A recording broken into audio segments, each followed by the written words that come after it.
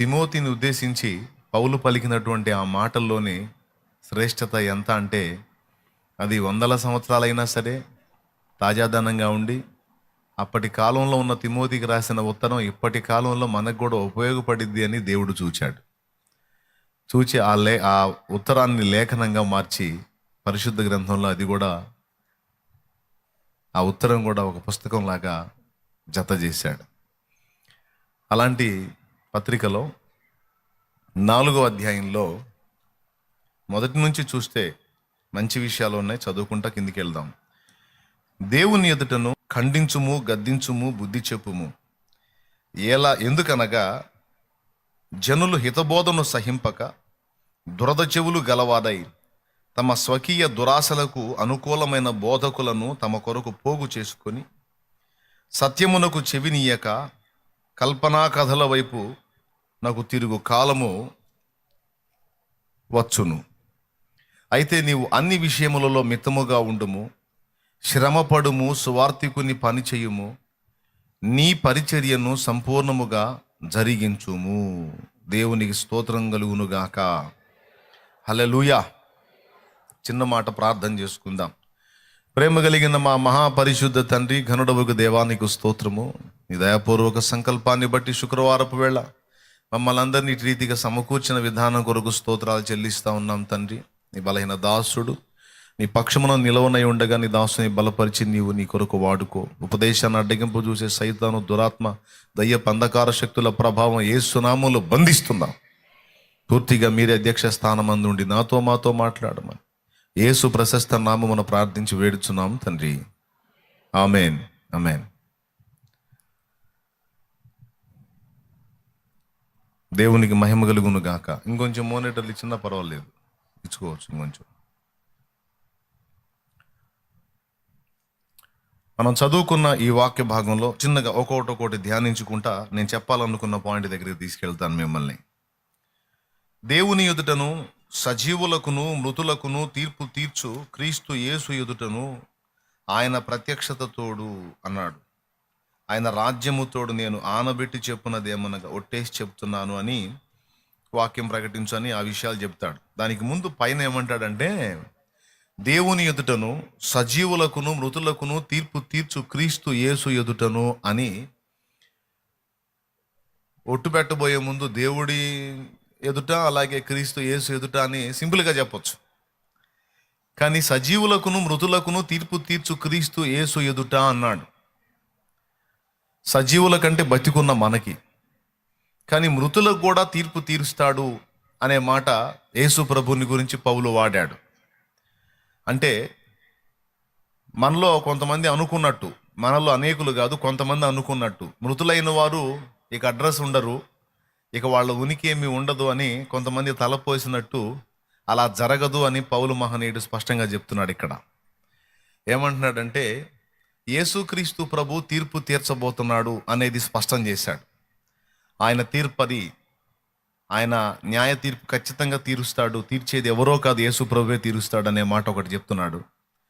రెండవది, ఎవరికి తీర్పు తీరుస్తాడంటే ఆయన సజీవులుగా ఉండే మనకే కాదు, మనకంటే ముందు మృతులైపోయినటువంటి వ్యక్తులు ఉన్నారు చూడు, వాళ్ళు కూడా తీర్పు తీరుస్తాడు. అంటే అర్థం ఏమిటంటే వాళ్ళు కూడా సజీవంగా ఉన్నారనే అర్థం, వాళ్ళు కూడా ఉనికిలో ఉన్నారనే అర్థం. అంటే మృతులైపోయిన వాళ్ళు ఇక అడ్రస్ లేకుండా పోయారు అని అనుకోవద్దు. వాళ్ళు ఎక్కడికి పోరు. దేవుడు భద్రపరిచే స్థలాలు 2 ఉన్నాయి, మృతుల ఆత్మల్ని.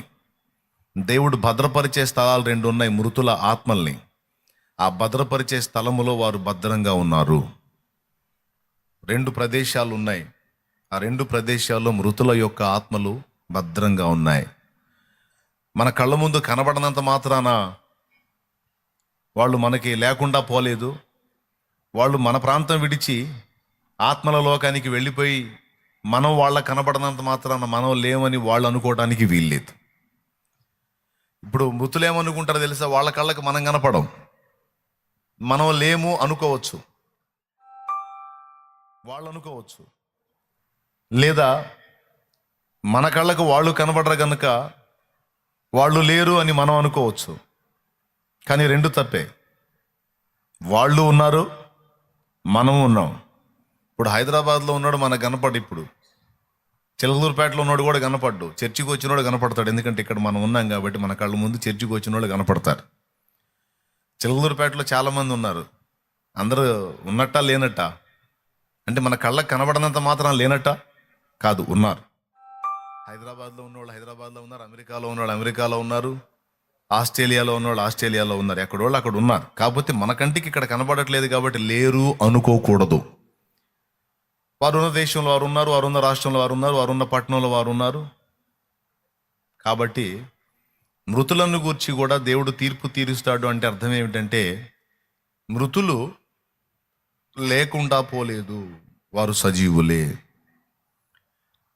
ఆయన మృతులకును సజీవులకును దేవుడు అవటానికి ఆయన మరణించి తిరిగి లేచాడని ఒక చోట రాస్తాడు. అక్కడ అబ్రహాం, ఇస్సాకు, యాకోబుల ఉదంతం తీసుకొస్తాడు. అబ్రహాం చనిపోయి పితరులతో కూడా పాతి పెట్టబడ్డాడు అనుకుందాం. అబ్రహాం లేకుండా పోయాడా? 2 సందర్భాల్లో స్పష్టంగా యేసు ప్రభువారు అబ్రహాంని గురించి మాట్లాడతాడు. లూకాసు వార్త 16వ అధ్యాయం 19వ వచనంలో లాజరు ధనవంతుడి యొక్క స్టోరీ గురించి మాట్లాడేటప్పుడు లాజరు అబ్రహాము రొమ్మున ఆనుకొన కొనిపోబడ్డాడు అంటాడు. యోహాను సువార్త 10లో మీరు ధ్యానించినట్లయితే, మీ తండ్రి అయిన అబ్రహాము నా దినములను చూతునని మిగుల ఆనందించను, అవి చూసి సంతోషించను అంటాడు. నీకు ఇంకా 50 ఏళ్ళైనా లేవు, నువ్వు అబ్రహాముని ఎరుగుదువా అని వాళ్ళంటే, అబ్రహాం పుట్టక మునిపే నేను ఉన్నాను అంటాడు ఆయన. దేవునికి స్తోత్రం కలుగును గాక. హల్లెలూయా. ఒకసారి చూద్దాం, ఆ వచనం కూడా చూద్దాం. చూడండి, అది యోహాను, ఒకసారి 9 చూడండి. యోహాను 8 9. నోట్లో చెప్ప, పెద్ద చెప్ప, మైక్లో చెప్పంటే. 8వ అధ్యాయం 56వ వచనం. చెప్పు. మీ తండ్రి అయిన అబ్రహాము నా దినము చూతునని మిగులు ఆనందించెను, అది చూచి సంతోషించెను అనెను. చాలు. 8:50.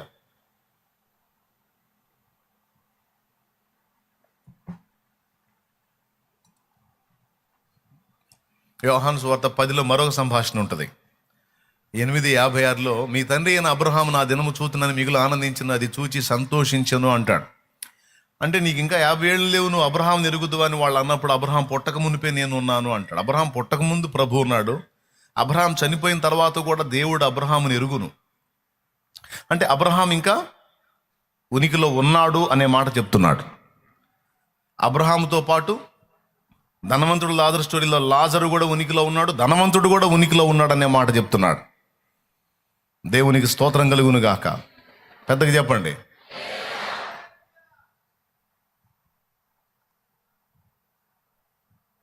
గమనించాల్సిన విషయం ఏంటంటే, ఆయన సజీవులకే దేవుడు కాదు, మృతులకు కూడా దేవుడు. మొదటి విషయం. రెండవది, సజీవులకే కాదు మృతులకు కూడా ఆయన తీర్పు తీరుస్తాడు. ఇది రెండో విషయం. మూడో సంగతి ఏంటంటే, సజీవులకే కాదు సువార్త మృతులకు కూడా ప్రకటింపబడుతుంది అని పేతురు రాసినటువంటి మొదటి పత్రిక 4వ అధ్యాయము 6వ వచనంలో ఉంటుంది. ఒక్కసారి చూడండి. మృతులు శరీర విషయములో మానవరీత్యా తీర్పు పొందినట్లును, ఆత్మ విషయములో దేవుని బట్టి జీవించున్నట్లును వారికి కూడా సువార్త ప్రకటింపబడెను. దేవునికి స్తోత్రం కలుగును గాక. అదొక్కసారి చూడండి మీరు. మృతులు శరీర విషయములో మనుషులతో పాటు మనుషుల్లాగా తీర్పు పొందినట్లును, ఆత్మ విషయములో దేవుని బట్టి జీవించున్నట్లును వారికి కూడా సువార్త ప్రకటింపబడెను. ఈ 3 సంగతులు మీరు రాసుకోండి, గుర్తుపెట్టుకోవాలి. ఎందుకంటే మృతి నొందిన వాళ్ళ గురించి తరచుగా మనం ఆ పరిస్థితులు ఎదుర్కొంటూ ఉంటాం కాబట్టి వాళ్ళ గురించి మనకి సరిగ్గా గ్రహింపు లేకపోతే కృంగిపోవటం అనేది జరిగిద్ది. చాలా వరకు కొంతమంది విశ్వాసాన్ని విడిచిపెట్టిన అనుభవాలు కూడా ఉన్నాయి. ఏం చేశాడు దేవుడు, నా బిడ్డను తీసుకున్నాడు, నా భర్తను తీసుకున్నాడు, నా భార్యను తీసుకున్నాడు, అట్లా చేశాడు, ఇట్లా చేశాడు, నేను ఎందుకు విశ్వసించాలి, నాకు నా వాళ్ళని దూరం చేశాడు, నేను ప్రభువుని వదిలేస్తాననే అజ్ఞానులు కూడా లేకపోలేదు. ఈ విషయాలు, ఈ లేఖనాలు స్పష్టంగా గ్రహింపు ఉందనుకో, అప్పుడు ఎవరినైనా దేవుడు పిలిచినప్పుడు మన విశ్వాసాన్ని కోల్పోయే పరిస్థితి ఉండదు. ఎందుకంటే ఇప్పుడు మన వాళ్ళు ఇక్కడ నుంచి అమెరికా పోయారనుకో, మనం కృంగిపోతామా, కుమిలిపోతామా? భౌతికంగా కొద్ది రోజులు ఎడబాటుగా ఉంటాం కాబట్టి దుఃఖపడతాం. ఇప్పుడు కొంతమంది కుటుంబాలను వదిలిపెట్టి కువైట్, అబుదాబి, దుబాయ్ దేశాలకి జీవనోపాధి కోసం వెళ్తారు. అలాగే అమెరికా, ఆస్ట్రేలియా, కొన్ని దేశాలకి కొంతమంది జీవనోపాధి కోసం వెళ్ళిపోతారు. వెళ్ళినప్పుడు వాళ్ళు మళ్ళీ తిరిగితే పైసలు అవుతాయి. అందుకని 2 ఏళ్ళు 3 ఏళ్ళు, కొంతమంది 5 ఏళ్ళు, కొంతమంది 8 ఏళ్ళు అట్లా ఉండిపోతారు. అక్కడే సంవత్సరాలు ఉండిపోతారు. అలా ఉండటానికి వెళ్తారు. కొంతమంది కుటుంబం అప్పుల్లో ఉన్నందున కుటుంబాన్ని అప్పుల్లోంచి బయటికి తీసుకొని రావడానికి కొంతమంది ఆడవాళ్ళు, కొంతమంది మగవాళ్ళు త్యాగం చేసి అక్కడికి వెళ్తారు. కుటుంబ ఆర్థిక పరిస్థితులను బట్టి ఆ దేశానికి వెళ్ళేటప్పుడు వాళ్ళు 2 సంవత్సరాల పాటుకి మనకు కనపడకపోవచ్చు. కొంతమంది 3 ఏళ్ల పాటు వాళ్ళు ఒప్పుకునే కాంట్రాక్టును బట్టి కనపడరు. ఇక 3 సంవత్సరాలు ఇప్పుడంటే ఇంకా సెల్ ఫోన్ వచ్చింది. ఇప్పుడు వీడియోస్ ద్వారా ఒకరినొకరు పలకరించుకోవచ్చు, అవకాశాలు ఏర్పడ్డాయి. కొన్ని సంవత్సరాల క్రితం అయితే ఇక టెలిఫోన్ ద్వారా సంభాషణ ఎప్పుడన్నా ఒకసారి. ఇంకా కొన్ని సంవత్సరాలకు ముందైతే దాదాపు అది కూడా అవకాశం లేని పరిస్థితి. ఇక వెళ్ళాడు, ఇరాన్ వెళ్ళాడు, లేకపోతే దుబాయ్ వెళ్ళాడు, లేకపోతే ఇంకో చోటకి వెళ్ళాడు అంటే ఇంకా ఈ 2 ఏళ్ల పాటు 3 ఏళ్ల పాటు కనబడడని చచ్చిపోయిన వాడిని సాగనంపేవాళ్ళు. ఎందుకు? కొద్ది రోజులు. అయితే రోజు కృంగిపోము, రోజు ఏడవం. ఆ వెళ్ళేటప్పుడు వీడుకోలో కొంచెం దుఃఖం వచ్చింది, 2 ఏళ్ల పాటు కనబడవు కదా అని. అయిపోయిన తర్వాత మళ్ళీ సరదాగా వెళ్ళిపోతాం, ఇంటికి వచ్చేస్తాం. ఎందుకు? మనవాడు అక్కడ ఉన్నాడులే అని. ఉన్నాడు అనుకుంటే దిగులు, భయం, విచారం, వేదన, కృంగుబాటు ఏమి ఉండవు. లేడు అనుకుంటేనే ఇవన్నీ. అలాగే మనం కోల్పోయిన మన వాళ్ళు, ఇప్పుడు మనం కోల్పోయిన వాళ్ళు మన వాళ్ళు అమెరికాలో ఉన్నారనుకో, ఉన్నారన్న సంగతి మనకు తెలుసు, దిగులు ఉండదు. అలాగే మృతులైన మనవారు, ప్రభు పిలిచినటువంటి మనవారు ఏమవుతారు, ఎలా ఉంటారు అనే దానికి లేఖనం ఏం చెప్పింది, దేవుడు దాని గురించి ఏం మాట్లాడాడు అంటే అనేక వచనాలు ఉన్నాయి. 3 సంగతులు చెప్పాను. మొట్టమొదటిది, ఆయన మృతులకు సజీవులకు దేవుడై ఉండినట్లు వారు కూడా ఉనికిలో ఉన్నారు అనేది ఒకటి చెప్పాను. రెండోది ఏం చెప్పానంటే, దేవుడు తీర్పు తీర్చేటప్పుడు సజీవులకే కాదు మృతులకు కూడా తీర్పు తీరుస్తాడంటే వారు కూడా సజీవంగా ఉంటారు అని చెప్పాను. 2. మూడవది, సజీవులకే సువార్త కాదు, క్రీస్తు సువార్త వినకుండా వెళ్ళిపోయినటువంటి మంచి వాళ్ళు, నీతిమంతులు, మంచి మనస్సాక్షితో బ్రతికిన వాళ్ళకు సైతం ఇక్కడ మిస్ అయిన సువార్త అక్కడ అందేటట్టు దేవుడు చేస్తాడు అని చెప్పి 3వ వచనం చూపించాను. ఇక 4వది, తెస్సలోనిక పత్రిక 4వ అధ్యాయం మొదటి పత్రిక 13వ వచనం చూస్తే, తెస్సలోనిక 4:13 మొదటి వచనం నుంచి, సహోదరులారా, ప్రభు ఆయనతో కూడా వారిని వెంటబెట్టుకొని వస్తాడు అనే మాట ఉంది. నిరీక్షణ లేని ఇతరులు దుఃఖపడతారు, కృంగిపోతారు, బాధపడతారు, విశ్వాసాన్ని విడిచిపెడతారు. కానీ క్రీస్తు యేసునందు విశ్వాసం ఉంచినటువంటి వాళ్ళకి మృతులైన వాళ్ళు ఏమవుతారో తెలుసు, వాళ్ళు ఎక్కడుంటారో తెలుసు, తర్వాత క్లైమాక్స్ ఏంటో కూడా వాళ్ళకి తెలుసు. కాబట్టి వాళ్ళు దుఃఖపడటం కానీ, కృంగిపోవటం కానీ, కుమిలిపోవటం కానీ, విశ్వాసాన్ని విడిచిపెట్టడం కానీ జరగదు. ఎందుకంటే కోల్పోయిన తమ వారు ఎక్కడున్నారో వారికి తెలుసు. ఇప్పుడు నేను మా తండ్రిని కోల్పోయాను, ఆయన ఎక్కడుంటాడో నాకు తెలుసు. నా తోబుట్టువును కోల్పోయాను, ఆమె ఎక్కడుంటుందో నాకు తెలుసు. ఆమె భర్తని కోల్పోయాను, ఆయన ఎక్కడుంటాడో తెలుసు. అట్లా కొంతమందిని, నా బంధువుల్ని నేను కోల్పోయాను, వారు ఎక్కడుంటారో, వారి ఉనికేంటో, వారు అసలు ఉన్నారా లేరా అనేది కూడా నాకు తెలుసు. కాబట్టి వారిని గూర్చి చింత నాకు లేదు. ఎందుకంటే ఖచ్చితంగా వాళ్ళని మళ్ళా కలుసుకునే ఛాన్స్ దేవుడు ఇస్తాడు. ఎందుకంటే ఏ ఆత్మ కూడా, మంచోడు ఆత్మే కాదు, చెడ్డోడు ఆత్మ కూడా పూర్తిగా జడ్జిమెంట్ కాకముందు నశించదు. మంచోడు ఆత్మే కాదు, చెడిపోయినోడు ఆత్మ కూడా ఉనికిలో ఉంటుంది. అందరూ గుర్తుపెట్టుకోండి ఈ మాట. 4వ సంగతి ఏంటి? మొదటిది, మృతులను కూడా ఆయన ఉనికిలో ఉంచాడు. 2వది, మృతులకు కూడా తీర్పు ఉంది. 3వది, మృతులకు కూడా సువార్త ఉంది. 4వది, మృతులను ప్రభు 2వ రాకడలో వచ్చేటప్పుడు వారిని కూడా తీసుకొని వస్తాడు అని లేఖనం స్పష్టంగా సాక్ష్యం ఇచ్చింది. 5వది, మృతులు విశ్రాంతిలో ఉన్నారు. దేవుడు నియమించినటువంటి ప్రదేశంలో, దేవుడు నియమించిన హద్దుల్లో వాళ్ళు ఒక అద్భుతమైనటువంటి ప్రదేశంలో ఉన్నారు, విశ్రమ స్థానంలో ఉన్నారు అనే మాట కూడా బైబిల్ సాక్ష్యం ఇస్తుంది. వారు తమ ప్రయాసములు మాని విశ్రమించుచున్నారు. ప్రసంగిలో ఒక మాట అంటాడు, ప్రకటనలో ఒక మాట అంటాడు. ఫస్ట్ ప్రకటన గ్రంథంలో ఏమన్నారో చూద్దాం. 14వ అధ్యాయం 13వ వచనం. చదువు. అంతటా ఇప్పటి నుండి ప్రభువునందు మృత్యునందు మృతులు ధన్యులని వ్రాయుమని పరలోకము నుండి ఒక స్వరము చెప్పగా వింటిని. నిజమే, వారు తమ ప్రయాసములు మాని విశ్రాంతి పొందుదురు. వారు తమ ప్రయాసములు మాని విశ్రాంతి పొందుతురు. వాళ్ళు రెస్ట్ లో ఉన్నారు. మన వాళ్ళు పెడతారు కదా రెస్ట్ ఇన్ పీస్ అని. వాళ్ళు విశ్రాంతిలో ఉన్నారు. వాళ్ళు ఎలా ఉన్నారో ఏమవుతున్నారో మనోళ్ళు సోది చెబితే సోదులోకి వచ్చి నా జీవి ఏడే తిరుగుతుంది, ఇంటి చుట్టే తిరుగుతుంది, గల్లీలో తిరుగుతుంది, బాయిలో తిరుగుతుంది, బజార్లో తిరుగుతుంది అని చెప్పి ఎన్ని ట్రాష్. वो पूरा कहानी बात है, गलत बात है, झूठ बात है. అవి నమ్మొద్దు. దేవునికి స్తోత్రం.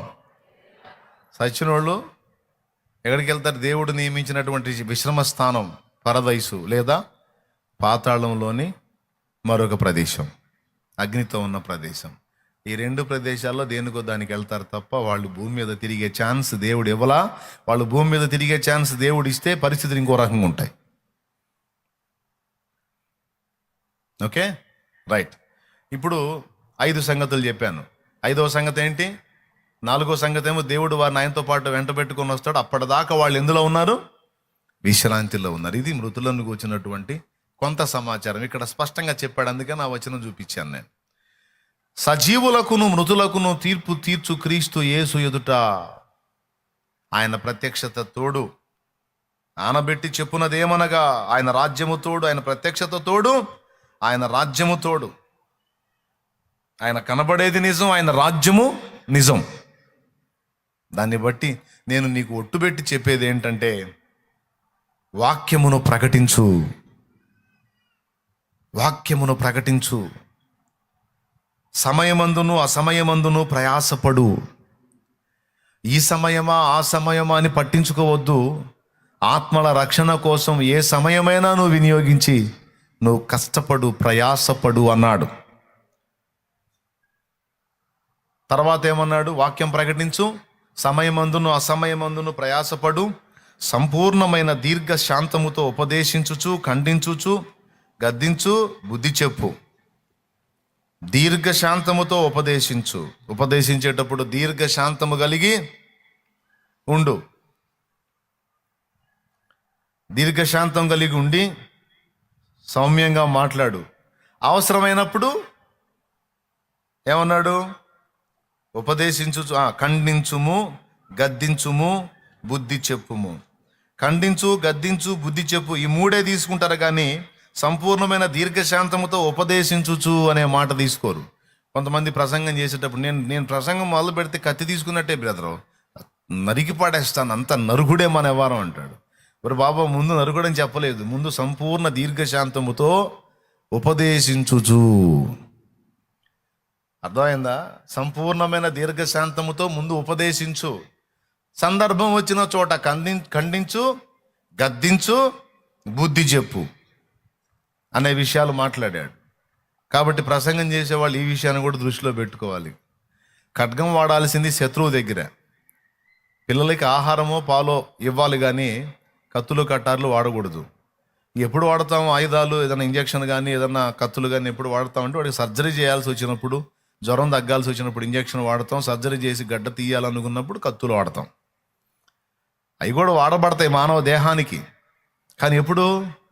వాడి ప్రాణం తీసే గడ్డ వాడి బాడీలో పెరుగుతున్నప్పుడు అది తీసేయడానికి కత్తులు వాడబడతాయి.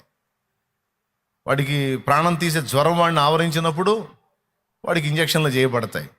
ఇంజక్షన్ కొంచెం నొప్పి పుట్టిద్ది కానీ తప్పదు. కత్తులతో గాయం చేసినప్పుడు ఆ గాయం తాలూకు నొప్పి కొన్ని రోజులు ఉంటుంది. ఇంజక్షన్ చేస్తే ఒక పూట్ల అయిపోతుంది నొప్పి. కానీ కత్తితో గాయం చేసి గడ్డం తీసినప్పుడు దాని తాలూకు మళ్ళీ అక్కడంతా ఫిలప్ అయిన దాకా కొంచెం నొప్పి కొనసాగుతూనే ఉంటుంది. రోజులు పట్టొచ్చు, వారాలు పట్టొచ్చు. కానీ కొంతమందికి తప్పనిసరి పరిస్థితుల్లో ఇంజక్షన్లు వాడాల్సి వచ్చింది, కత్తులు వాడాల్సి వచ్చింది. కొంతమందికి చక్కగా బుద్ధి చెప్పాల్సి వచ్చింది కొన్ని పనులు చేసి కూడా. దేవునికి స్తోత్రం. బుద్ధి కూడా చెప్పుము అన్నాడు. ఒక్కొక్కడికి ఖండించిన అర్థం కాదు, గద్దించిన అర్థం కాదు. బుద్ధి చెప్పాలి. బుద్ధి చెప్పాలంటే బుద్ధి ఎట్టగలుగుతుంది? బెత్తము వాడని తండ్రి తన కుమారుని నరకమునకు అప్పగించువాడు అంటాడు. అవసరమైతే ఓ లెంపకాయ కూడా పడిద్ది. దేవునికి స్తోత్రం, హల్లెలూయా. దేవుని దయ వల్ల ఇంతవరకు నేను ఎవరిని కొట్టలేదు. అంటే ఆ పరిస్థితి ఎవరు తెచ్చుకోలేదు. చాలా చురుగ్గా ఉంటారు ముందుగానే. దేవునికి స్తోత్రం. అయితే ఆ స్వేచ్ఛ కూడా ఇచ్చాడు. వాడిని ఆత్మ నశించకుండా అవసరమైతే ఒక దెబ్బ కొట్టైనా సరే బుద్ధి చెప్పాలి. మీరు ఎప్పుడు వాడతారండి బుద్ధి చెప్పనే మాట? పక్కింటి పిల్లవాడు మీ పిల్లవాడిని కొట్టినప్పుడు వాడిని తీసుకొచ్చి పక్కింటోళ్ళు మీ ఇంటి ముందుకు తీసుకొచ్చి ఏం మాట్లాడతారు? పిల్లవాడిని ఆంతరం వదిలేసి ఊరుకున్నారు, కనీసం కాస్త కొట్టి తిట్టి గద్దించి బుద్ధి చెప్పరా? బుద్ధి చెప్పు అనే మాట ఎక్కడ వాడతాం? వాడిని తన్నండి అనే కాడ వాడతాం. ఖండించుచు గద్దించుచు బుద్ధి చెప్పు. తప్పనిసరి పరిస్థితి అవసరమైతే బుద్ధి చెప్పుట. బుద్ధి చెప్పుట అనేది క్రియతో కూడా చేయొచ్చు. ఖండించటం మాటతో, గద్దించటం మాటతో. దేవుడు కొన్నిసార్లు మనల్ని ఖండిస్తాడు, కొన్నిసార్లు గద్దిస్తాడు, కొన్నిసార్లు సౌమ్యంగా సాధారణంగా దీర్ఘశాంతంతో బోధిస్తాడు. ఈ మూడింటికి మనం లొంగనప్పుడు మనకు సిగ్గు తెలిసేటట్టు బుద్ధి కూడా చెప్తాడు. మనకు బుద్ధి ఎట్టొచ్చుదో కూడా ఆయనకు తెలుసు. దేవునికి స్తోత్రం కలుగును గాక, హల్లెలూయా. ఏదో కొద్దిపాటి సరుకులతో సర్దుకుపోతున్నారు. పిల్ల తల్లిదండ్రి అంటే పుట్టింటోళ్ళు, అమ్మాయి పుట్టింటోళ్ళు అమ్మాయిని చూద్దాం, కాపురం చూద్దాం, కొత్త కాపురం అని వెళ్ళారు. అత్తయ్య మామయ్య వచ్చారని అబ్బాయి కూడా మంచిగా చికెనో మటన్ ఏదో తెచ్చి ఇచ్చాడు. చక్కగా వండి పెట్టమ్మాయి, మీ అమ్మ మీ నాన్న వచ్చారు కదా అని చెప్పి ఇచ్చాడు. పాపం తిన్నారు, మంచిగా పల్లకరింపులు అయినాయి, తిన్నారు, అంతా అయిపోయి మధ్యాహ్నం కూర్చొని భార్యాభర్త మాట్లాడుకుంటున్నారు. మా అమ్మ మా నాన్న మరి కింద పండుకోలేరు, మనకు ఉన్నది ఒకటే మంచం. సాయంత్రం అమ్మా నాన్నకి బయట ఆరు బయట మంచం వేస్తాను, మనం కింద పండుకుందాం. సరేలే దాందే ఉందిలే అనబోతున్నాడు. అనబోతున్నాడు. ఈలోపు ఆమె ఒక మాట జారి అంది, ఆయన ఆ మంచం వాళ్ళు ఇచ్చిందేగా అంది. ఆ మంచం వాళ్ళు ఇచ్చిందేగా అంది. నన్ను అడిగి మండింది. ఏంది అన్నాడు. అవును వాళ్ళు ఇచ్చిందేగా అంది. అంటే అర్థం ఏంటి? నీ ముఖానికి మంచాన్ని కొనే దిక్కు కూడా, మంచం కొనే గతి కూడా లేదు, వాళ్ళు ఇచ్చిన దానిలో వండుకుంటున్నావు గదవా అని ఎన్ని రకాల అర్థాలు ఏం చేసుకోవచ్చు దానిలో. సరే వాళ్ళు ఇచ్చిన దానిలో వాళ్ళు వండుకుంటారులే అన్నాడు. సాయంత్రం భోజనాలు అయ్యాయి. అమ్మ నాన్న ఇక ఆరు బయట చల్లని గాలి వస్తుంది, మంచం వేస్తాను హాయిగా పండుకుందరు కానీ అంటే సరేనమ్మా అన్నారు. ఏమో ఇంట్లో మంచం దగ్గరికి పోయింది. మంచం మీద ఒక దుప్పటి గప్పు ఉంది. ఆ దుప్పటి అలా లాగింది. లాగేసరికి మంచం ఉంది. 4 అడ్డపట్టెలు, 4 కోళ్ళు, మంచం కోళ్ళు తప్పించి నవ్వారలేదు.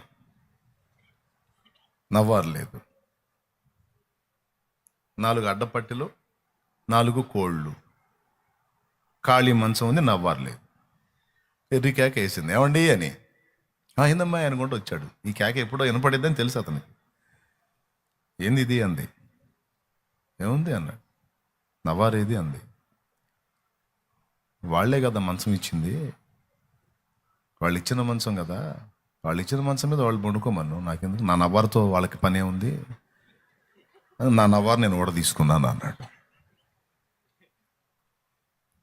ఊరి నీ మిడిమేళం చల్లంగా ఉండా, ఇది ఎక్కడ న్యాయం? నువ్వేమన్నావు పొద్దున? ఆ మధ్యాహ్నం తిండి తర్వాత ఏమన్నావు నువ్వు? మంచం వాళ్ళు ఇచ్చిందేగా అన్నావు. మంచం వాళ్ళు ఇచ్చారు, నవ్వారు నేను కొనుక్కున్నా. నా నవ్వారు నేను కూడా తీసుకున్నా. వాళ్ళ మంచం వాళ్ళు వైపు పండుకుంటారు అంటే ఎడ పండుకుంటే నడుము తిరుగుతాయి.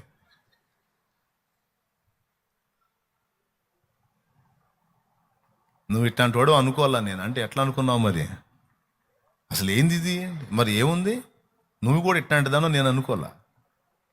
ఎట్లా మాట్లాడతావు? నా బుద్ధి వచ్చిందా? ఇంకోసారి మాట్లాడినా ఇప్పుడు నా పరువు పోయిద్ది మా అమ్మోళ్ళ ముందు అంటే, ఏం కాదు, టెన్షన్ పడవక, నేను కవర్ చేస్తా. ఈలోపు వాళ్ళు వచ్చారు, ఏంది అమ్మాయి కేకేసింది ఏందండి? అయ్యో ఏందయ్యా నవ్వలేదు మంచానికి అంటే, ఏం లేదు అత్తగారు, అది లూజ్ అయిపోయింది, అందుకే ఊడ తీశాను, నిమిషంలో అల్లేను, మీ అమ్మాయి నేను కలిసి నిమిషంలో అల్లేస్తామని టపా అల్లి మంచం ఇచ్చాడు. కొన్నిసార్లు మాటలతో చెబితే కొంతమందికి ఎక్కదు. దేవునికి స్తోత్రం. బుద్ధి చెప్పాలి. మేము కారులో 6 ఉన్నాం. మా హేమంత్ గారు ఏం చేశాడో తెలుసా? బేకరీ ముందు కారు ఆగితే ఎగ్ పఫ్ ఉంటుంది కదా, ఒకటి తీసుకొచ్చుకొని కటింగ్ చేయించుకొని తెచ్చుకొని కూర్చున్నాడు కారులో. అయ్యా ఏం తెచ్చావు అని చెప్పి చూస్తే, ఇది తెచ్చానా అన్నాడు. ఒకటే పీసు 4 ముక్కలు చేసింది. ఇది అయ్యా అని తీసుకున్నా. నేను ఒక పీస్ తీసుకొని 3 ముక్కలు వాడికి ఇస్తాను అనుకున్నాడు. ఆ మిగిలినవన్నీ వెనకోళ్ళకి పంచా, వాడికి ఒట్టి పేపర్ ఇచ్చా.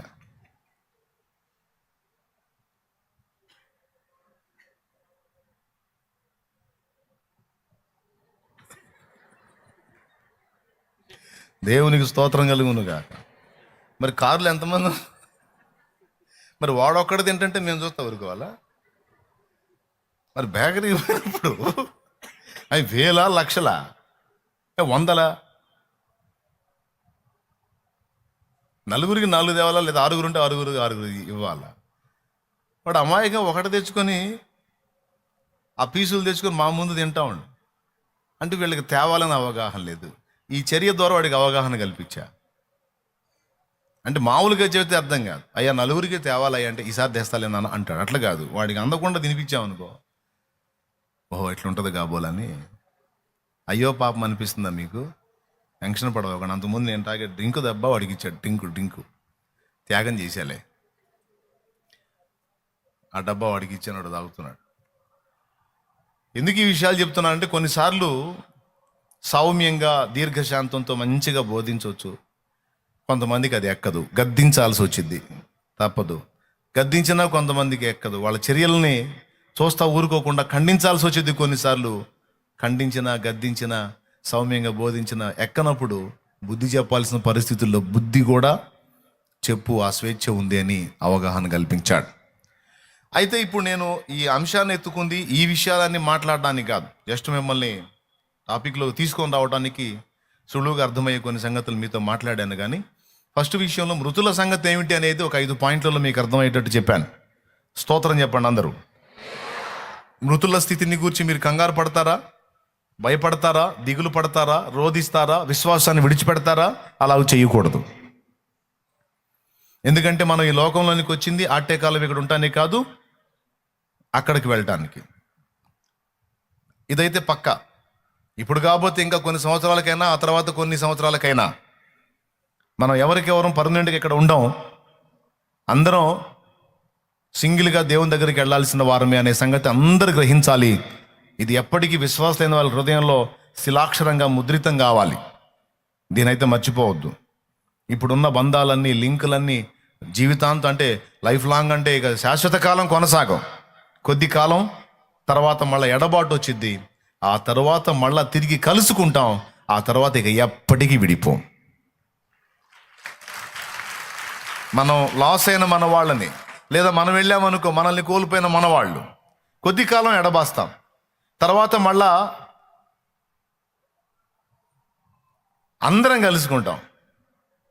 కలుసుకున్న తర్వాత ఇక ఎప్పటికీ విడిపోకుండా శాశ్వతంగా కలిసే ఉంటాం. సూపర్, అది జరిగిద్ది.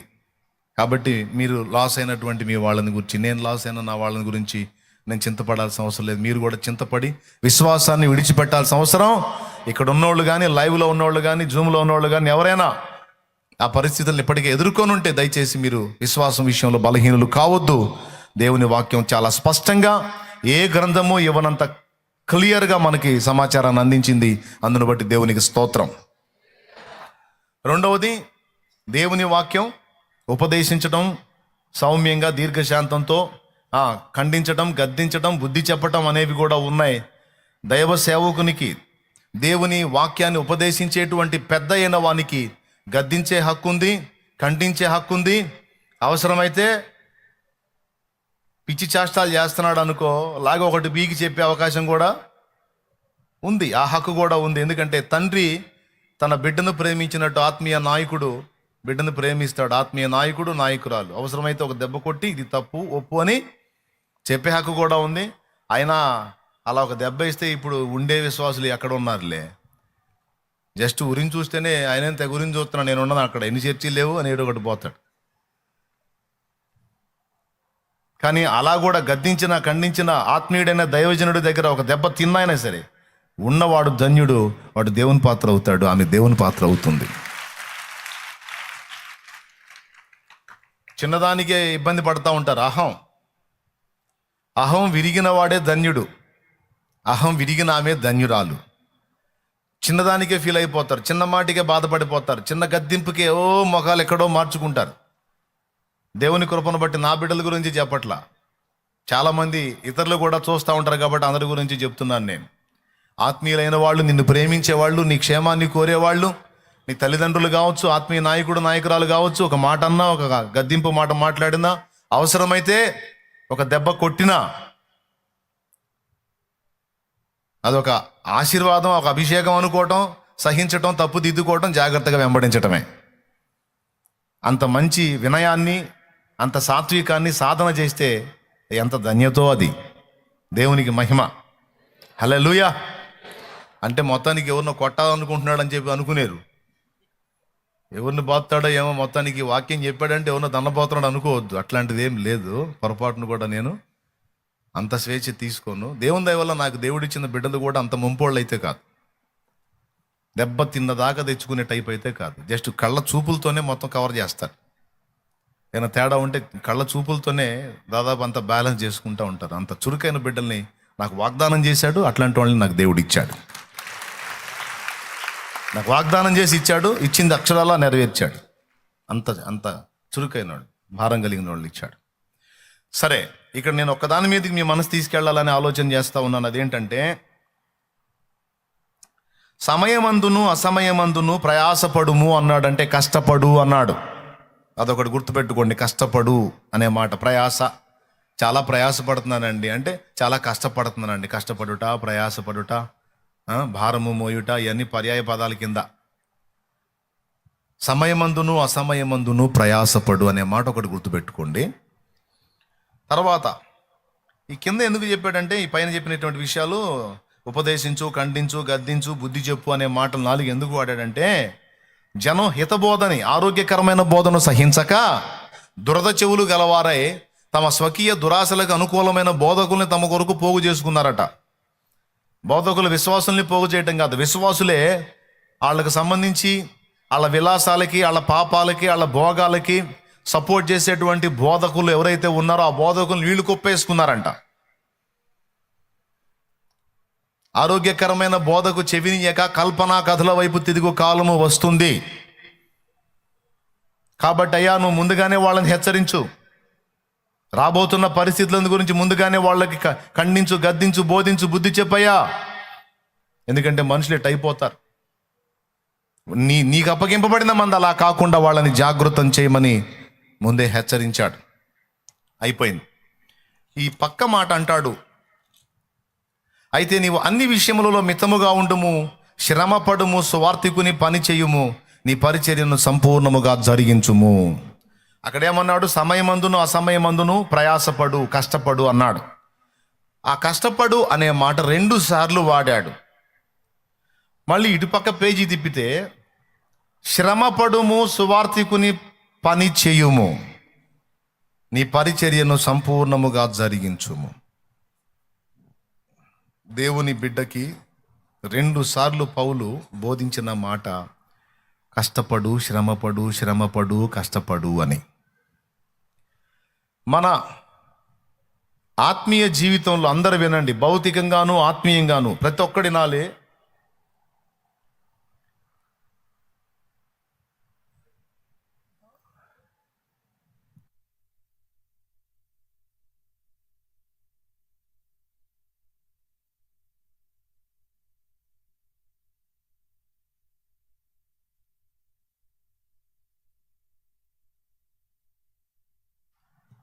దేవునికి స్తోత్రం కలుగును గాక.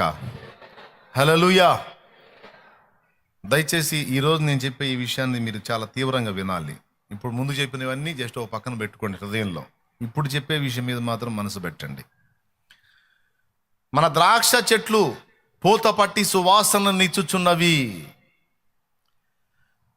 మన ద్రాక్ష తోటలను చెరుపు నక్కలను పట్టుకొనుడి, సహాయము చేసి గుంట నక్కలను పట్టుకొనుడి అనే మాట పరమగీతము 2లో రాయబడి ఉంది. మీకు ఎవరికైనా తెలుసా? సరే తీసి చూడండి. 15వ వచనం.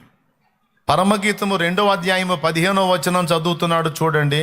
మన ద్రాక్ష తోటలు పూతపట్టి ఉన్నవి, ద్రాక్ష తోటలను చెరుపు నక్కలను పట్టుకొనుడి, సహాయము చేసి గుంట నక్కలను పట్టుకొనుడి. ద్రాక్ష తోటలను చెరుపు నక్కలు అన్నాడు, వాటిని పట్టుకోవాలి అన్నాడు.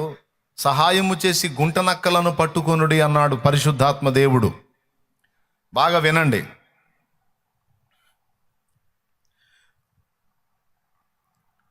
మన జీవితంలో ముఖ్యంగా ఆత్మీయ జీవితాన్ని గురించి మొదట మాట్లాడుతున్నాను. ఆత్మీయ జీవితంలో మనం ప్రారంభ దశలో ఉన్నప్పుడు మనకి ఎదురయ్యేటువంటి శోధనలు వేరు. మనం ఆత్మీయంగా ఒక అంతస్తుకు చేరిన తర్వాత మనకి ఎదురయ్యే శోధనలు వేరు. మళ్ళీ చెప్తున్నా, మన ఆత్మీయ జీవితంలో స్టార్టింగ్ స్టేజ్లో మనం ఉన్నప్పుడు మనకి ఎదురయ్యేటువంటి శోధనలు వేరు. మనం స్పిరిచువల్గా ఒక అంతస్తుకి ఎక్కిన తర్వాత, ఆత్మీయంగా కొంత బలపడి ఒక స్థాయికి ఎక్కిన తర్వాత మనకి ఎదురయ్యే శోధనలు వేరు. ఆ శోధనలు, స్టార్టింగ్లో ఉండేటువంటి శోధనలు మనకి ఎక్కువ నష్టం కలిగించవు, కానీ మన ఆత్మీయ జీవితంలో ఒక దశకి ఎదిగిన తర్వాత మనకి ఎదురయ్యే శోధనలు మనల్ని దెబ్బగొట్టే అవకాశం ఉంది. అలాంటి శోధనలో ఒక శోధన గురించి ఈరోజు నేను మీతో మాట్లాడతాను. ఇది మీకు ఈజీగా అర్థం కావడానికి చెప్తాను. ఇప్పుడు చెట్లు నాటాం, నారు మిరప నారే నాటామనుకోండి, మిరప చెట్లు మిరప నారు నాటామనుకోండి. వరద వచ్చింది, ఎల్లవ వచ్చింది, మన పొలం మీద పడ్డది ఎల్లవ. అంటే ఏంటి? చెరువు తెగిందో, ఏదో వాగు తెగిందో, ఏదో మొత్తానికి వచ్చి నీళ్లు పడ్డాయి. వెల్లువ దాని అసలు పదం, మన వాళ్ళు మొరట భాష ఎల్లవ అంటారు. వెల్లువలాగా వచ్చి పడింది. ఏది? నిన్ననే నాటేసాం, ఇవాళ వచ్చి కొట్టకపోయింది, నారే పోయిద్ది. పోతే మళ్ళా నారు తెచ్చుకుంటా. పెద్ద నష్టమా? పెద్దగా చెప్పండి, నష్టమా? వదిలే, పెద్ద నష్టం కాదు. కానీ బాగా నారు పెరిగి పెద్దదై చెట్టై బాగా చెట్లు మొత్తం మిరపకాయ మంచిగా కాసి అంత రెడీ అయిన తర్వాత ఇక పంట కొయ్యొచ్చురా బాబు, కోసి వాటిని ఎండబెట్టుకొని అమ్ముకోవచ్చు అన్న స్థాయిలో వరదొచ్చి మొత్తం కొట్టుకుపోయింది అనుకో, అది కొద్ది నష్టమా పెద్ద నష్టమా? అవునా? కనీసం ఒక్కొక్క ఎకరానికి వచ్చి 1,50,000 2 లక్షలు పెట్టుకొని ఉంటాడు. 1 లక్షకు పైన పెడతారు ఒక ఎకరం మిరప చేనికి. 1,50,000 దాకా పెట్టుకునే వాళ్ళు ఉన్నారు. అంత డబ్బు పెట్టాడు. స్టార్టింగ్ మిరప నారు ఎంత అయింది? ఎకరానికి నారు తెలిసిన వాళ్ళు చెప్పండి, ఎకరానికి మిరప నారు ఎంత అయింది? కూటమైనాక తెగ వస్తారు కదా నా దగ్గరికి. మిరప నారు ఎకరానికి నారు ఎంత అయిందండి అయ్యా? 20,000? 20,000? నారు 20,000? రైట్, నారు 20,000. ఇంకా ఆ తర్వాత దానికి ఎంత పెడతాడు? 1,50,000 దాకా పెట్టుకుంటాడు, లేదా 2 లక్షల దాకా పెట్టేవాళ్ళు ఉన్నారు. 2 లక్షల దాకా అయిద్దంట. అది వేసిన వ్యక్తి దెబ్బతిన్న వ్యక్తి చెబుతున్నాడు అన్నమాట. దేవునికి స్తోత్రం. ఇప్పుడు 20,000 ఎక్కడ, 2 లక్షలు ఎక్కడ? స్టార్టింగ్లోనే వచ్చిపోయిందనుక అది ప్రారంభ దశ, పెద్ద నష్టం కాదు. అమ్మల్లోకి 20 పెట్టుకుని తెచ్చుకుంటాడు. కానీ అదంతా లైన్లోకి వచ్చి 2 లక్షలు పెట్టుబడి దాని మీద ఎక్కించిన తర్వాత, దానికోసం రిస్క్ చేసిన తర్వాత, కష్టపడ్డ తర్వాత, శ్రమపడ్డ తర్వాత, అది మనకి తిరిగి ఫలసాయం ఇవ్వబోయే టయాన్ని కొట్టుకుపోయింది అనుకో, అది పెద్ద నష్టం. దాన్ని తట్టుకోలేని రైతులు కొంతమంది ప్రాణం కూడా తీసుకునే వాళ్ళు ఉన్నారు. అదే చేలో కూర్చొని తన పంట నష్టాన్ని బట్టి తట్టుకోలేక పురుగు మందు తాగినటువంటి రైతులు చాలామంది ఉన్నారు.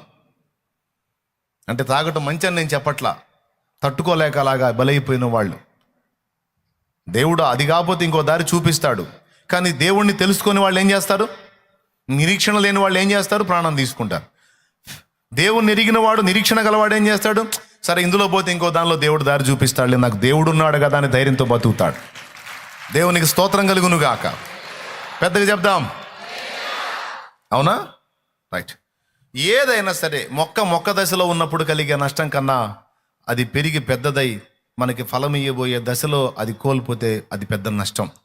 పురిటి కందుగా ఉన్నప్పుడే శిశువు కన్ను మూస్తే తల్లిదండ్రులకు పెద్ద క్షోభ ఉండదు.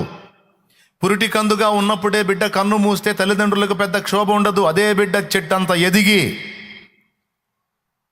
ఇక బిడ్డ అక్కరకు వస్తాడనుకున్న దశలో దెబ్బతిన్నాడు అనుకో, అది పెద్ద గాయం. సైతాను కూడా దేవునికి అలాంటి గాయం చేయటానికి మొక్కలుగా ఉన్నప్పుడు వాళ్ళని కదిలించడం కన్నా ఆ మొక్క ఒక చెట్టు అయింది చూడు, అప్పుడు దాన్ని ప్లాన్ చేద్దామని ఆలోచన చేస్తాడు. మన ద్రాక్ష చెట్లు లేదా ద్రాక్ష తోటలు పూత పట్టి సువాసననిస్తున్నాయి అంటే అర్థం ఏంటో తెలుసా? చెట్టు మొక్కగా ఉన్నప్పుడు పూత పట్టిద్దా? మొక్క చెట్టు అయినప్పుడు పూత పట్టిద్దా? తెలిసిన వాళ్ళు చెప్పండి, పర్వాలేదు. అంటే పెరిగి పెద్దదయ్యి పూత పట్టిందంటే అర్థం ఏంటంటే ఇంకా కొద్ది రోజులకి ఆ పూత పిందె అవుతుంది, పిందె కాయ అవుతుంది, కాయ పండు అవుతుంది, ఫలసాయం వస్తుంది.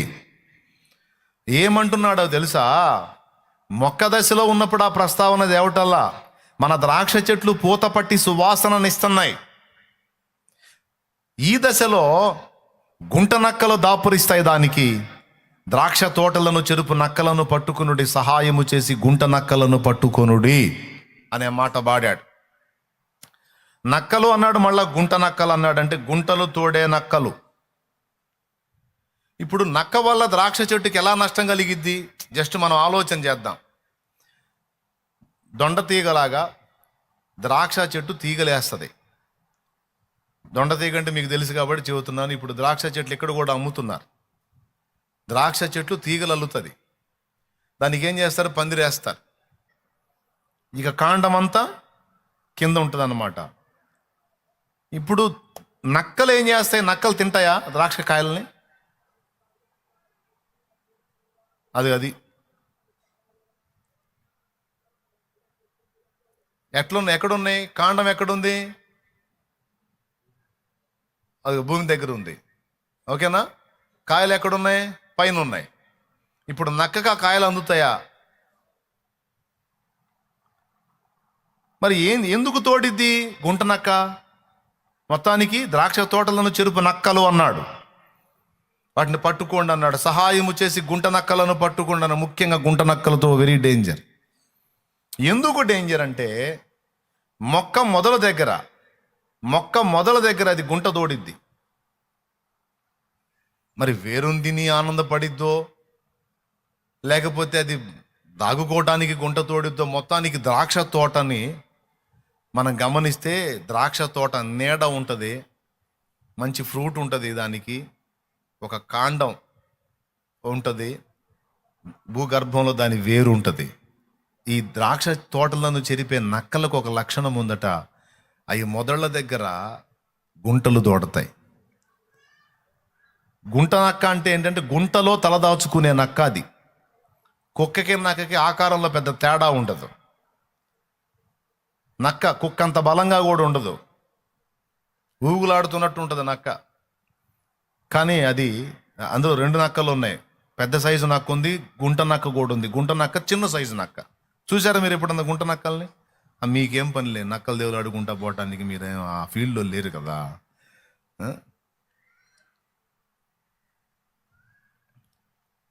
అది చిన్న నక్క అన్నమాట, ఆకారానికి చిన్నది, తోడతా ఉంటుంది. ఈ గుంటలు తోడినప్పుడు ద్రాక్ష తోటకి ఎట్లా చెరుపు అంటే ఈ కాండం ఎండిపోయిద్ది, పైన ఉన్న చెట్టు మొత్తం ఎండిపోయిద్ది. ఎందుకు? దాని కొంగటేరుతో సహా కొట్టేసిద్ది. ఇది అడుగున రూట్స్ ఉంటాయి కదా, వేర్లు. ఆ వేర్లలో కొన్ని ప్రధానమైన వేర్లు ఉంటాయి, వాటిని కొట్టేసిద్ది. ఇది కొట్టేయటం వల్ల ఏం జరిగిందో తెలుసా? ఎంత ఫలం ఇచ్చేటువంటి ద్రాక్షవల్లి కూడా దెబ్బతింటుంది. అందుకని ద్రాక్ష తోట నాటేటువంటి వాళ్ళకి ఇజ్రాయెల్లో ఈ గుంట నక్కల బెడద ఒకటి ఉంటుంది. బయటికి కనపడవి, భూగర్భంలో తలదాచుకొని ద్రాక్ష తోటల్ని నాశనం చేస్తూ ఉంటాయి. అలాగా దాన్ని పోల్చి చెప్పాడు. ఏ దశలో అంటే పూత పట్టి సువాసననిచ్చే దశలో. అది మొక్క దశలో ఉన్నప్పుడు ఒకవేళ అది కొట్టేస్తే ప్రాబ్లం లేదు, కానీ దానికోసం కష్టపడి దానికోసం వ్యవసాయం చేసి అది పెరిగి పెద్దదే ఒక స్థాయికి వచ్చిన తర్వాత దానికి గుంట నక్కల దాడి ఎక్కువైంది. అలాగే ఆత్మీయ జీవితంలో ఒక అంతస్తుకు చేరిన తర్వాత మనల్ని కూడా దెబ్బ కొట్టడానికి, మనల్ని మొదలంటా ఎండిపోయేటట్టు చేయడానికి, మన మీద దాడి చేసేటువంటి సాతాను కుట్రలను గురించి దేవుడు మార్మికంగా ఈ విషయాలను అందించాడు. అందులో ఆ గుంట నక్కల్లో ఒక గుంట నక్క ఏమిటంటే సోమరితనం. దీని మీద మీ దృష్టిని ఆకర్షించడానికి నేను ఇష్టపడ్డా. ఏంటిది అది? సోమరితనం. ఇది అసలు మనలో ఉన్నట్టు మనకు అర్థం కాదు, కానీ ఇది మన మీద ఖచ్చితంగా పనిచేసిద్ది. మన ఆధ్యాత్మిక జీవితానికి ఇదొక గుంట నక్క. మన భౌతికంగా మనం అభివృద్ధి చెందకుండా ఉండటానికి కూడా ఈ సోమరితనం అనేది ఒక గుంట నక్క. నేను చెప్పిన ఈ మాట ఎంతమందికి అర్థమైంది? మన ఆధ్యాత్మిక ప్రపంచంలో అంటే మన ఆత్మీయ జీవితానికి సంబంధించి ఇది చెరుపు చేసిద్ది. మన భౌతికంగా అభివృద్ధి చెందకుండా ఉండటానికి కూడా ఇది చెరుపు చేసిద్ది. సింపుల్గా మీకు ఒక మాట చెప్తాను నేను. మానవ జాతిలో మొట్టమొదట పాపం ప్రవేశించడానికి గల కారణం ఏంటి? చాలా కారణాలు చెప్పొచ్చు. మనిషి దేవుని ప్రేమను శంకించాడు, అనుమానించాడు, దేవుని ప్రేమను నమ్మలేదు అనేది ఒకటి, సందేహించాడు, అనుమానించాడు అనేది ఒకటి. అందుకే కదా. రెండవది నిజం కంటే అబద్ధాన్ని నమ్మటం. అంటే దేవుడు చెప్పిన మాట కంటే సైతాను చెప్పిన మాటని మనిషి నమ్మటం వల్ల చేయకూడని పని చేసి మానవ జాతిలోకి పాపం తీసుకొని వచ్చారు అనేది మనం అంటాం. ఒకటి, దేవుని ప్రేమను శంకించడం వలన పాపం వచ్చింది. రెండు, ఆ శంకించి ఏం చేశారు? పొద్దున్న పని చేశారు. మూడవది, దురాశ వలన పాపం వచ్చింది. పండ్లు లేక కాదు, పండ్లు ఉన్నాయి, కానీ ఆ పండు తింటే మనకి ఇంకా అదనపు మేలుందన్న దురాశతో తిన్నారు, దరిద్రం తీసుకొచ్చి పెట్టారని. అసలు మానవ జాతిలో పాపం ప్రవేశించడానికి గల కారణాలు వెతికితే అనేక కారణాలు కనపడతాయి. వాటిలో ఒకటి దేవుని ప్రేమను శంకించటం, రెండవది అబద్ధాన్ని నమ్మటం, మూడవది దురాశకు గురి కావటం అని ఇలా చెప్పుకుంటూ పోవచ్చు. ఇందులో ఒకటిగా సోమరితనాన్ని కూడా మనం చేర్చుకోవచ్చు. సోమరితనం అంటే ఖాళీగా ఉండటం, కష్టపడకపోవటం అని చెప్పొచ్చు. ఇప్పుడు దేవుడు ఆదాము హవ్వలను నిర్మించి ఏదెనులో తోట వేసి తోటలో ఉంచాడు వాళ్ళని. తోటలో ఉంచి వాళ్ళకి ఏం చెప్పాడు? ఆదాముకి ఏం చెప్పాడు? తోటను సేద్యపరచమని చెప్పాడు. ఏం చెప్పాడు? తోట వేసింది ఎవరు? దేవుడైన యెహోవా. సేద్యపరచమని చెప్పి పని అప్పగించింది ఎవరికి? ఆదాముకి. ఆదాముకి చెప్పాడా? ఆదాముకి సాటి అయిన సహాయం హవ్వకు కూడా చెప్పాడా? ఇద్దరికి. ఆదాము పని చేయాలి, ఆదాముకు సహాయముగా హవ్వ కూడా పని చేయాలి. బాగా వినండి. కానీ ఇక్కడ మనం గమనిస్తే ఆదామే పని చేస్తున్నాడు కానీ హవ్వ పని చేయటల్లా. ఆదాము ఏదెనులో ఉన్నటువంటి ఆ తోటని సాగు చేస్తున్నాడు, ఆ తోటని ఏళ్తున్నాడు, ఆ తోటని కాస్తున్నాడు, ఆ తోటని సేద్యపరుస్తున్నాడు.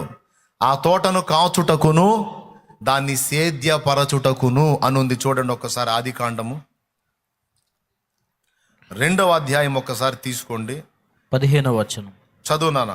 మరియు దేవుడైన యెహోవా నరుని తీసుకొని ఏదైనా తోటను సేద్యపరచుటకును దాన్ని కాచుటకును దానిలో ఉంచెను. అది 2 పనులు చేయాలి. కాచుట అంటే కాపలా కాయుట. కాచుట అంటే కాపలా కాయుట. సేద్యపరచుట అంటే నీరు కట్టడం, పాది చేయటం, వ్యవసాయం, సేద్యం. 2 పనులు ఆదాముకు అప్పచెప్పింది. 2 పనుల్లో ఒకటి సేద్యం, 2 కాయటం. ఇప్పుడు మన ప్రార్థనా తోటలో కొంతమంది అన్నోళ్ళు ఉన్నారు. వాళ్ళు రెండు చేయాలి. ఒకటి, అందులో ఉన్న మొక్కలకి వాళ్ళు సేద్యం చేయాలి. రెండవది, ఎవరు వస్తున్నారో ఎవరు వెళ్తున్నారో వాళ్ళు కాపలా కూడా కాయాలి అన్నట్టు. అంటే మీరు ప్రేయర్ గార్డెన్కి వెళ్తా వస్తూ ఉంటారు కాబట్టి మీకు అర్థమైద్ది అన్నమాట. రెండు చేస్తుంటారు చూడండి. వాళ్ళ మొక్కలకి పాదులు చేయడం చేస్తూ ఉంటారు. రెండోది, వాళ్ళు వచ్చేటప్పుడు మీరు వెళ్ళేటప్పుడు మీకు మంచి చెడ్డ పలకరిస్తూ ఉంటారు. ఎంట్రన్స్లో ఒక ఆయన కూర్చొని ఉంటాడు. ఐడియా ఉంది కదా? అట్లా ఏదేను తోటలో ఆదాము హవ్వల యొక్క పని రెండు. ఒకటి, వ్యవసాయం చేయాలి, సేద్యం చేయాలి. రెండు, కాపలా కాయాలి. కాయటం ఎందుకో నాకు అర్థం కాల. దొంగతనాలు ఏమన్నా జరుగుతాయా? ఒక్కసారి ఊహించండి. దొంగతనాలు ఏమన్నా జరుగుతాయా? చోరీలు ఏమన్నా ఉన్నాయా? ఇంకా ఇతర మనుషులు ఎవరన్నా ఉన్నారా? మీరు ఆలోచించండి. అసలు ఆ పదానికి అర్థం లేదు కదా అక్కడ. సేద్యం అంటే ఏదో వ్యవసాయం చేశాడు అనుకోవచ్చు, పాదులు చేయటం, వాటిని ప్రొటెక్షన్ చూసుకోవటం.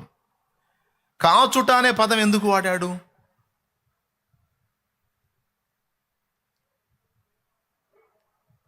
ఎప్పుడన్నా ఆలోచించారా ఆ మాట?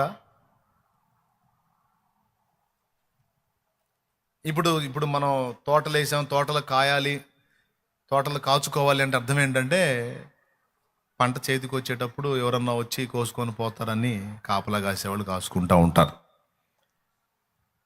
మంచెలు వేసుకొని మరీ కూర్చొని తోటల్లో కాపలాలు కాసుకొని కూర్చుంటూ ఉంటారు. ఐడియా ఉంది కదా మీకు? ఇతరులు వచ్చి తీసుకొని పోకుండా. ముఖ్యంగా మామిడి తోటలు లాంటి తోటల్లో కాపు వచ్చేటప్పుడు కాపలా కాసుకుంటూ ఉంటారు, ఎవడన్నా వచ్చి కోసుకొని పోతాడని. అక్కడ కాయటం, కాపలా కాయటం, కాచుకోవడం అనేది ఉంటుంది. ఇక్కడ ఎందుకు?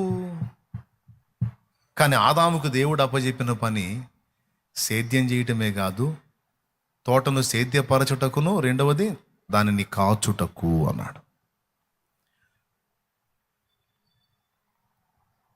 అంటే ఆదాముతో పాటు జంతువులు, పశుపక్షాదులు కూడా సృష్టించబడ్డాయి. ముందు అవే నిర్మించబడ్డాయి. అర్థమైందా? వాటికి నియమించినటువంటి ప్రదేశాలు వాటికి ఉన్నాయి. మనం ఊహించుకుంటాం అన్నీ ఆ తోటలోనే ఉన్నాయేమో అని. ఒకసారి ఆలోచన చేయండి. అన్నీ ఆ తోటలోనే ఉండుంటాయా? ఇంకా భూమి చాలా ఉంది. 6 నెలలను బయటికి తీశాడు. భూమి చాలా ఉంది విస్తారంగా. కానీ ఆదాము హవ్వలకు ఏదెనులో, తూర్పున ఏదెనులో ఒక తోట వేసి అన్నాడు. వాళ్ళిద్దరిని అక్కడ పెట్టాడు. మరి మిగిలిన జంతువులు, పక్షులు, పశుపక్షాదులు ఇవన్నీ ఎక్కడున్నాయి? అవన్నీ తోటలోనే ఉన్నాయని ఎక్కడన్నా ఉందా? బైబిల్ ఏడన్నా ఉందా అవి కూడా తోటలో ఉన్నాయని? ఉందా? మరి ఆ తోటలో ఎవరున్నారు? వీళ్ళిద్దరే. వీళ్ళకి అదొక ప్రపంచంలాగా దేవుడు అది ఏర్పాటు చేశాడు. రెండు చేయాలి నువ్వు ఆదాము. నీ తోటను సేద్యపరచాలి, రెండవది దీన్ని కాయాలి. దేవునికి స్తోత్రం కలుగును కాక. అంటే మనుషులు వచ్చే అవకాశం లేదు, ఎందుకంటే ఉన్న మనుషులు వీళ్ళిద్దరే. మరి ఏ వచ్చే అవకాశం ఉంది? ఆయన నిర్మించినటువంటి భూ జంతువులు ఉన్నాయి చూసావు, అవి ఎంటర్ అయ్యే అవకాశం ఉంది. అవి ఏవి రాకుండా నువ్వు కాయాలి.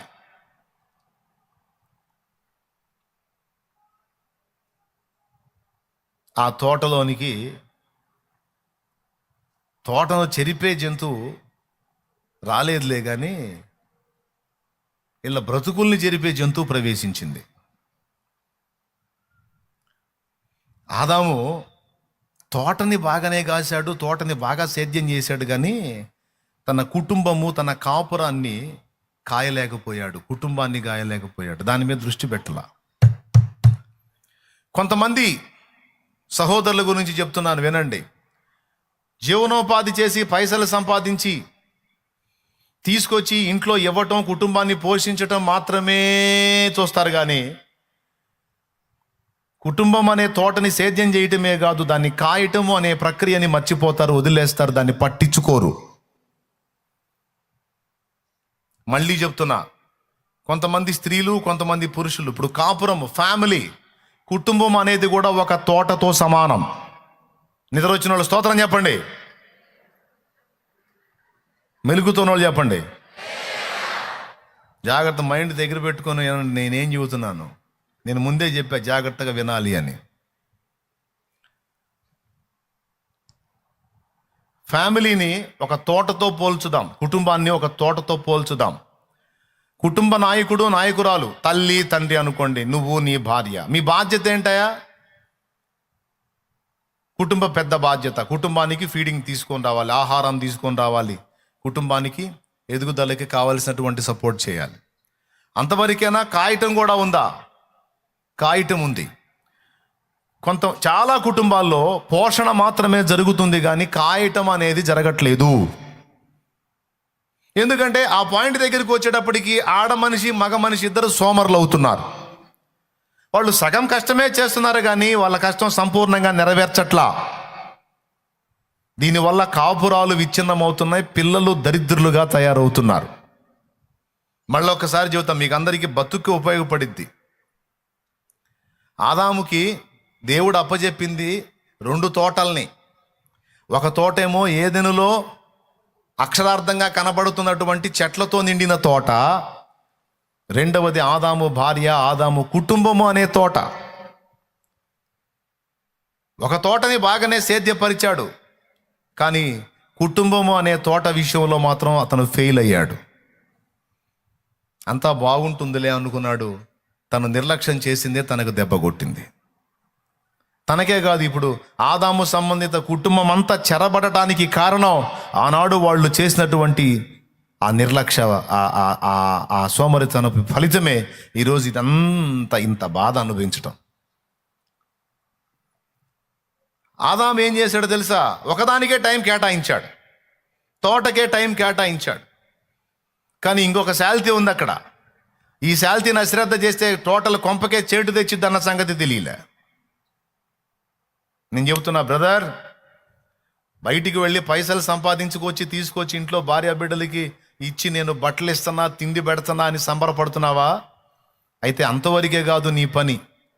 అసలు పని కుటుంబ వ్యవస్థని నువ్వు జాగ్రత్తగా కాయటంలో ఉంది.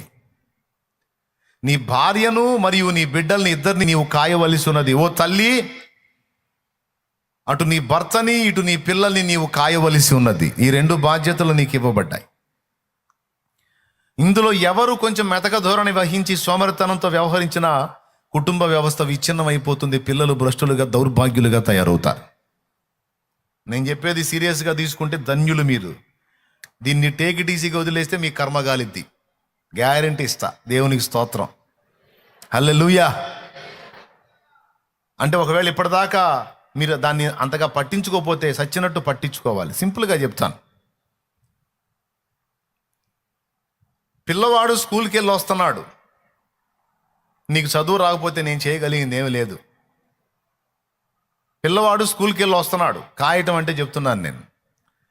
స్కూల్లో వాడు ఏం చదివాడో, వాడి పాఠం ఏంటో, వాడికి ఇంటికాడ ఇచ్చిన హోంవర్క్ వాడు రాస్తున్నాడో లేదో, వాడు స్కూల్కి హాజరవుతున్నాడా గైర్ హాజరవుతున్నాడా అనే విషయాలని తల్లి ఖచ్చితంగా పట్టించుకోవాలి. తల్లి ఏం ఆలోచించింది? జస్ట్ ఆమెకు పొద్దున్నే ఓ పని ఏమిటి? పొద్దున్నే లేవగానే ముందు వంట రెడీ చేయాలి, వాళ్ళకి కావాల్సిన ఏర్పాట్లన్నీ రెడీ చేయాలి. ఆయన పనికి వెళ్ళేవాడు, ఉద్యోగానికి వెళ్ళేవాడైతే ఆయనకి రెడీ చేయాల్సిన ఆయనకి, పిల్లలు స్కూల్కి వెళ్ళేటప్పుడు వీళ్ళకి రెడీ చేయాల్సింది వీళ్ళకి. అంతవరకు ఆమె పని అయిపోయింది. వాళ్ళు వెళ్ళిపోయిన తర్వాత తాపీగా ఒక చాయ్ పెట్టుకొని తాగో లేదా కాఫీ తాగి ప్రశాంతంగా ఇంకా మిగిలిన పనులన్నీ చూసుకొని ఇక హాయిగా రెస్ట్ తీసుకోవటమో లేకపోతే ఇంకేమైనా పనులు ఉంటే పనులు కల్పించుకొని చేయటమో చేస్తారు. పిల్లవాడు తిరిగి ఇంటికి వచ్చిన తర్వాత, అలాగే భర్త తిరిగి ఇంటికి వచ్చిన తర్వాత వారిరువురిని పలకరించటం, పరామర్శించటం, వారి స్థితిగతులను అబ్జర్వ్ చేయటం అనేది స్త్రీ బాధ్యత. సరే, భర్త సంగతి పక్కన పెట్టు. కుటుంబ వ్యవస్థ ఏర్పడి పిల్లలు అయిన తర్వాత ముందు పిల్లల మీద దృష్టి ఖచ్చితంగా పెట్టాలి. వాడి చదువు, వాడు ఏం చదువుతున్నాడు, వాడు హోంవర్క్ చేశాడా లేదా, వాడికి ఏం హోంవర్క్ ఇచ్చారు, ఖచ్చితంగా బాధ్యత గల తల్లి రిస్క్ చేయాలి. కానీ నేను చెప్తాను, 100లో దాదాపు 70% తల్లులు పట్టించుకోరు. వాడికి ఏం హోంవర్క్ ఇచ్చారో, వాడు ఏం రాశాడో, వాడు ఏం చదువుతున్నాడో, వాడు ఏం నేర్చుకుంటున్నాడో, వాడు వెళ్తున్నాడో లేదో కూడా సరిగ్గా పట్టించుకొని తల్లులు ఉన్నారు. దాదాపు నేను ఎరిగి నా ఎరుకలో, నా అవగాహనలో 70% మంది తల్లులు ఇలా ఉన్నారు. 30% మాత్రమే, 30% మాత్రమే తల్లులు పిల్లల్ని కాసే పరిస్థితిలో ఉన్నారు. 70% మంది తల్లులు పిల్లల్ని పట్టించుకోని స్థితిలోనే ఉన్నారు. ఈరోజు అగ్రస్థానాల్లోకి వెళ్ళి ఏదన్నా కాస్త ఉన్నత దశలో ఉన్నారు ఎవరో తెలుసా? ఆ 30% తల్లులు పట్టించుకున్నారు. చూడండి, ఎవరిని పట్టించుకున్నారో వాళ్ళకి నైతిక విలువలు అబ్బినాయి. అలాగే వారు ఉండాల్సిన మెట్టు కూడా ఒక రేంజ్లోకి వెళ్ళిపోయారు వాళ్ళు. ఏ తల్లి ఏ తండ్రి అయితే పిల్లల్ని బాగుగా పట్టించుకొని వారితో ఫ్రెండ్షిప్ చేసి వాళ్ళని పలకరించి వాళ్ళని పరామర్శించి వాళ్ళ బాగోగులు చూసి వాళ్ళని ప్రోత్సహించి వాళ్ళతో చక్కని అనుబంధాన్ని ఏర్పరచుకొని వాళ్ళని సరిగా చెక్కకొచ్చారో వాళ్ళు గొప్ప ప్రయోజకులై ఇటు సమాజానికి అటు కుటుంబానికి దీవెనగా దీపంగా మారిపోయారు. సోమరులైన తల్లులు ఉన్నారు చూడండి. సోమరులైన తల్లులు పిల్లల్ని పట్టించుకోరు, కంటారు, ఏదో వాళ్ళకి అంత వండి పెడతారు, వాళ్ళని పంపుతారు, ఇంతటితో దరిద్రం వదిలింది అని వదిలించుకుంటారు. సాయంత్రానికి వాడికి వస్తే మళ్ళీ అంత కూడు పెట్టాలి, వాడికి స్నానం చేయించాలి, ఏదో తగలేయాలి, పంపించాలి. కానీ అది కరెక్ట్ కాదు. చివరికి వాడు చదివి చివరికి అర్భకుడిలాగా తయారవుతాడు. ఏముండదు వాడికి, ఎందుకంటే వాడిని టెస్ట్ చేయాల, పరిశీలించాల. తల్లి పట్టించుకోవాలా, తండ్రి పట్టించుకోవాలి. తండ్రి ఏమంటాడు? పొద్దంతా చేసి వస్తున్నా, ఇంటికాడ నువ్వేం చేస్తున్నావు, పిల్లల్ని పట్టించుకోవాలి. ఈ సీన్ ఎప్పుడైతే తెలుసా? ఎగ్జామ్లో వాడు ఫెయిల్ అయ్యి వస్తాడు చూడు, అప్పుడు పట్టించుకుంటారు, అప్పుడు డిస్కషన్ చేస్తారు అన్నమాట. ఊహించుకుంటే ఎట్లనో తయారయ్యాడు. సోమరితనం, పట్టించుకోవాలా వాడిని. సరే, తల్లి పట్టించుకోవాలా, వదిలేసే. తండ్రి అన్నా పట్టించుకున్నాడా? పాపం తండ్రి పని ఒత్తిడిని బట్టి ఎప్పుడో అరాకొరగా పట్టించుకుంటే వాడు అరాకొర మాత్రమే లైన్లోకి వస్తాడు. చదువుకున్న తల్లివై ఉండి నీ పిల్లల్ని కాయుట అనేది నీ చేతుల్లోనే ఉందని నువ్వు ఎరుగుదువా? భక్తిని నువ్వే నీ పిల్లలకు నేర్పుకోవాలన్న సంగతి నువ్వు ఎరుగుదువా? ఆధ్యాత్మిక శోభ నీ పిల్లల్లోకి వచ్చేటట్టు నువ్వే చెయ్యాలి, అది నీ బాధ్యత అని నువ్వు ఎరుగుదువా? ఓ సోమరి అయిన తల్లి,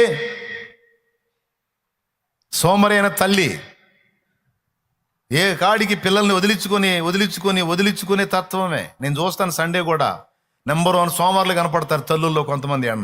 నేను చెప్తానే ఉంటా, అక్కడే పక్కనే సండే స్కూల్ జరుగుతుంది, పిల్లల్ని తీసుకెళ్ళి వదిలిపెట్టండి అని చెబుతాను. కొంతమంది సోమరి తల్లులు కొంచెం లేచి ఆడిని చెయ్యబట్టుకొని ఆడదాకా తీసుకెళ్ళి వదిలిపెట్టలేని స్థితిలో ఏడేడే తిరుగుతూ ఉంటారు వాళ్ళు. వాడు వాక్యం వినడు, ఈ కూసున్నామని కూడా వాక్యం విన్నాడు. ఇది సోమరితనం కాక మరి ఇంకేమని చెప్పాలి నేను?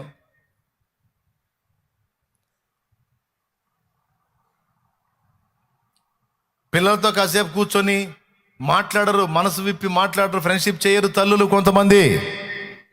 అలా వదిలేసి ఊరుకుంటారు. చివరికి వాడు పెరిగి ఎట్లనో తయారవుతాడు. ఆమె ఎట్లనో తయారై చివరికి కుటుంబానికి నాశనం తెచ్చే విధంగా తయారవుతారు. దయచేసి మీరు ఏంది అనుకోవద్దు, తేలిగ్గా తీసుకోవద్దు. కుటుంబ వ్యవస్థకు ఉపయోగపడే విషయాలు కనుక దయచేసి ఇకనన్నా జాగ్రత్త పడి పిల్లలతో ఫస్ట్ స్నేహ సంబంధం ఏర్పరచుకోండి. నేను తండ్రిని బిగదీసుకొని ఉండాలి, నేను తల్లిని నేను ఇలానే ఉండాలని ఏవో హద్దులు పెట్టుకొని యంత్రాల్లాగా రోబోల్లాగా ప్రవర్తించవాకండి పిల్లల దగ్గర. ఈ మోనిటర్లు కొంచెం లేపురా అని వాడికి చెప్పా, వాడు లేపట్లా. నాకు స్టెయిన్ అవుతుంది రా, గొంతు నొప్పి వస్తుంది రా నాయన వినపడకపోతే నాకు, లేకపోతే దూరంగా పెట్టండి రా, దూరంగా పెట్టన్నా లేపండి, దూరంగా పెట్టండి లేపండి. నాకు అర్థమైందిలే, నాకు మీరు వినిపిస్తే అర్థమవుతుంది. సౌండ్ లేపితే అట్లా సౌండ్ వచ్చిందని నాకు చెప్తున్నారు, నాకు తెలుసు, తెలుగు తెలుసు. దూరంగా తగలబెట్టన్నా కాస్త లేపండి, వాల్యూమ్ లేపండి దాన్ని. మీ దృష్టి దాని మీద పోనీయద్దు, వాళ్ళు బ్యాలెన్స్ ఇప్పుడు కొంచెం పర్వాలా, ఇప్పుడు అంత మాత్రం ఉండాల. మీరు కూడా వినండి, అందరూ వినండి, మీరు కూడా వినండి రా, పాస్టర్లు కూడా వినండి. నేను సేవ చేస్తున్నాను పిల్లల్ని నిర్లక్ష్యం చేసి వాళ్ళని దౌర్భాగ్యులుగా తయారు చేసిన పాస్టర్లు ఉన్నారు. అందుకని చెబుతున్నాను నేను. పిల్లలతో ఫ్రెండ్షిప్ చేయాలి, పిల్లలతో సహవాసం చేయాలి, పిల్లలతో గడపాలి. పురుషుడా, భార్యకు సమయం ఇవ్వాలి, భార్యతో గడపాలి. భార్య పిల్లలతో అలాగా ఒకరోజు సెలవు పెట్టుకొనైనా సరే సమయం కేటాయించాలి, నీ బాధ్యత అది. నువ్వు తోటని కాయకపోతే, కుటుంబం అనే తోటని కాయకపోతే సర్పాలు ప్రవేశిస్తాయి.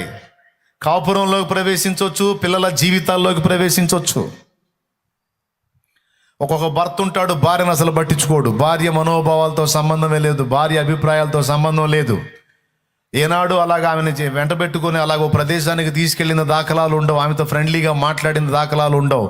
అంతా నియంతృత్వము, అదొక టైపు మైండ్ కొంతమంది పురుషులది.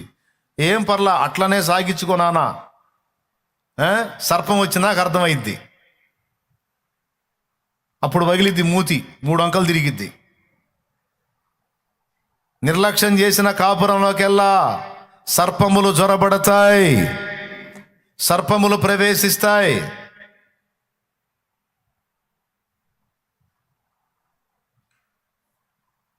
నువ్వు డైలీ వర్క్ చేస్తా ఉన్నావు, ఎవరి కోసం? కుటుంబం కోసమేగా.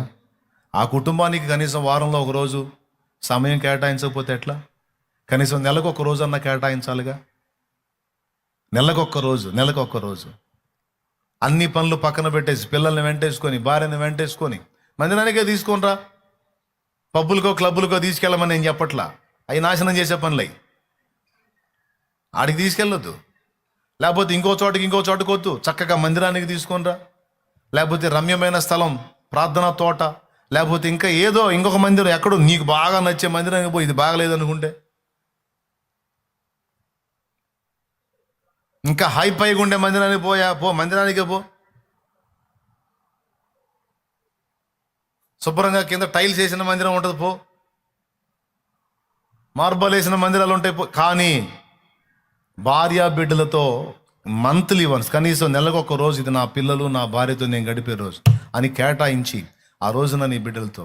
అంతేకాదు, డైలీ కూడా నువ్వు కష్టపడి